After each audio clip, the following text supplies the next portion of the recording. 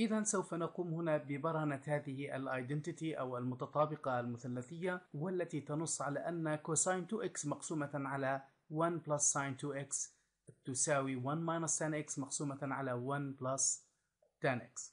سوف أتبع واحدة من الطرق التي يمكن بواسطتها الوصول إلى برهان هذه المتطابقة، ولذلك سوف أختار هذا الطرف الأيمن.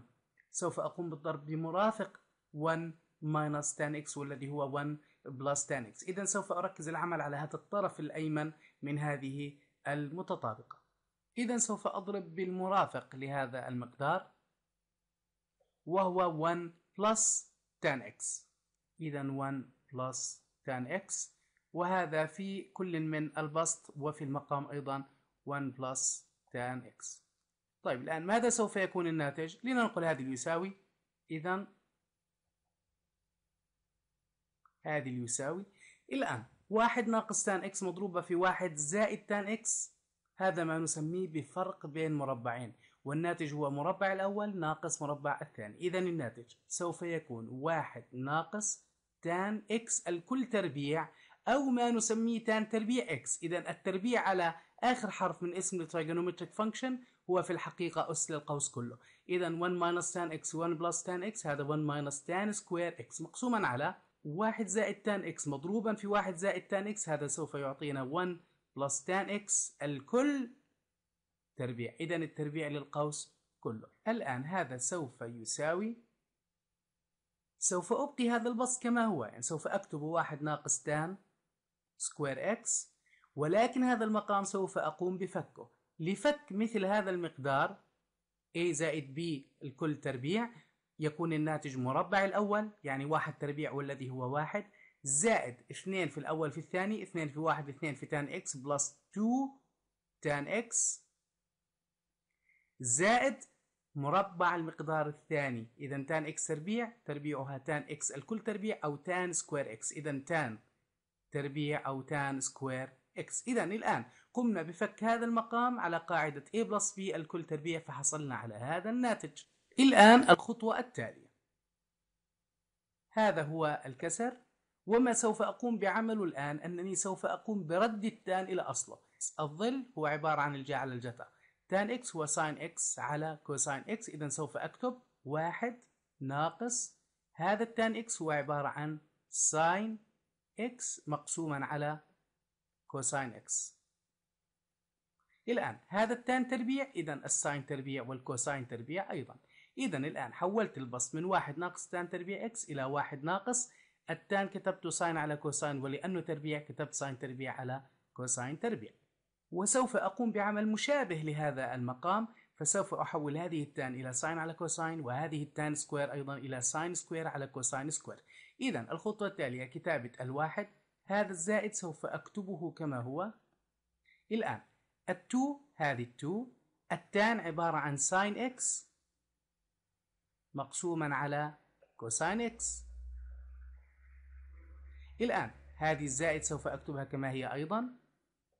إذا هذا الزائد، التان تربيع إكس هذه أو التان سكوير إكس سوف أحولها إلى ساين سكوير إكس على كوساين سكوير إكس كما فعلت في هذه التان سكوير. إذا التان عبارة عن ساين إكس مقسوما على كوساين إكس.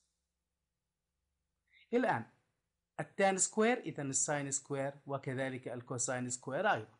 الآن لأكتب إشارة اليساوي هذه، ولأكتب إشارة الكسر أولا، هذه إشارة الكسر.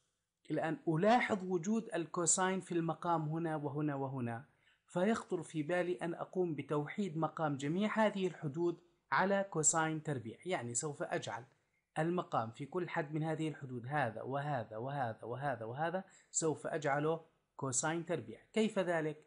لنبدأ بالواحد. هذا الواحد كيف نحوله إلى مقدار مقامه كوساين تربيع؟ سوف أكتب الواحد هذا على شكل كوساين تربيع x مقسوما على كوساين تربيع x. الآن هذه الناقص أكتبها كما هي، هذه إشارة الناقص.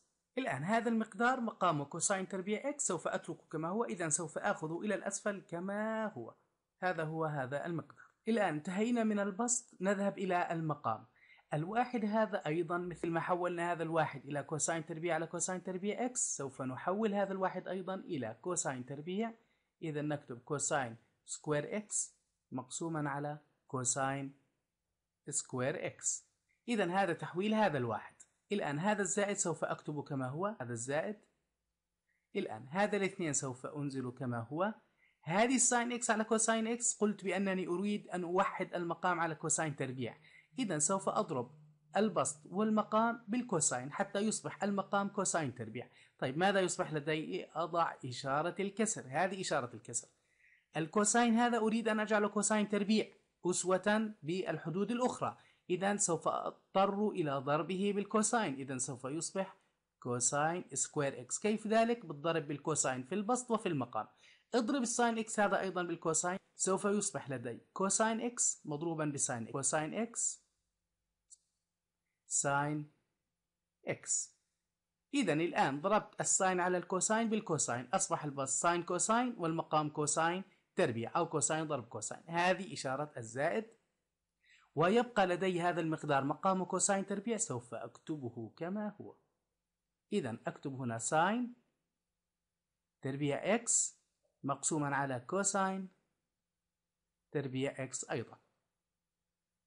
الآن وقبل كل شيء سوف أكتب إشارة المساواة في الأعلى، وسوف أكتب أيضا إشارة الكسر.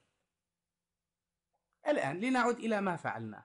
لاحظ بأن كل حد الآن له بسط ومقام، مقام كل حد من هذه الحدود موحد وهو كوساين تربيع إكس. لاحظ هنا وهنا كوساين تربيع إكس، وهنا كوساين تربيع إكس، وهنا أيضا كوساين تربيع إكس. إذا أستطيع أن أختصر هذا الكوساين تربيع من كل حد من هذه الحدود. إذا أستطيع أن أختصر الكوساين تربيع من كل حد من هذه الحدود. كوساين تربيع إكس تم اختصاره.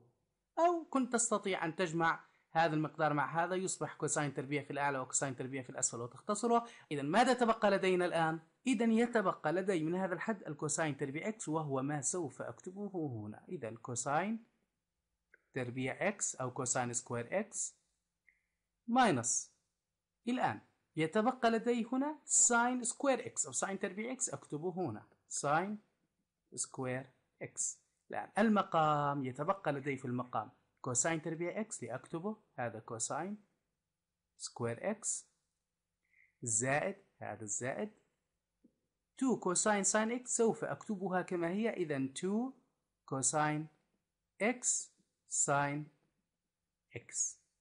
ماذا تبقى؟ الحد الأخير في المقام وهو زائد ساين سكوير إكس، إذا بلس ساين سكوير إكس. ماذا نلاحظ الآن؟ قبل الملاحظة لننقل إشارة المساواة. إذا هذه إشارة المساواة هنا مرة ثانية، وهذه إشارة الكسر. إلى أن نلاحظ أن الكوساين سكوير إكس ناقص ساين سكوير إكس تساوي تماما كوساين 2 إكس. إذا حصلنا على البسط المطلوب وهو كوساين 2 إكس. إذا لأكتب البسط هنا وهو كوساين 2 إكس. إذا هذا الكوساين 2 إكس وهو البسط الذي كان مطلوبا الحصول عليه. الآن بالنسبة للمقام، لاحظ أن المقام لدينا هنا كوساين تربيع إكس ولدينا هنا ساين تربيع إكس، ونعرف من المتطابقة الأساسية في المثلثات بأن مجموع الكوساين تربيع إكس بلس ساين سكوير إكس هو 1. إذا سوف أستبدل الكوساين تربيع إكس هذه والساين تربيع إكس هذه، سوف أجمعها معا وسوف أكتبها هنا 1. إذا هذا 1 زائد هذه، سوف أكتب الزائد كما هو هذا الزائد، وسوف أكتب ال2 كوساين، هذا 2 كوساين إكس ساين إكس كما هو. الآن ماذا نلاحظ؟ ال2 كوساين إكس ساين إكس هذه أليست هي ساين 2 إكس؟ نعم. إذا لأكتب إشارة اليساوي هذه مرة ثانية، هذه إشارة المساواة، وسوف أكتب إشارة الكسر، وسوف أكتب البسط وهو كوساين 2 إكس كما هو، هذا البسط كوساين 2 إكس، ويتبقى لدي المقام 1 زائد 2 كوساين إكس ساين إكس، سوف أكتب الواحد كما هو زائد، وبالنسبة ل 2 ساين إكس كوساين إكس هي ساين 2 إكس حسب المتطابقة التي نعرفها. إذا سوف أكتب ساين 2 إكس، وأرجو بهذا أن أكون قد قدمت ما هو مفيد لكم.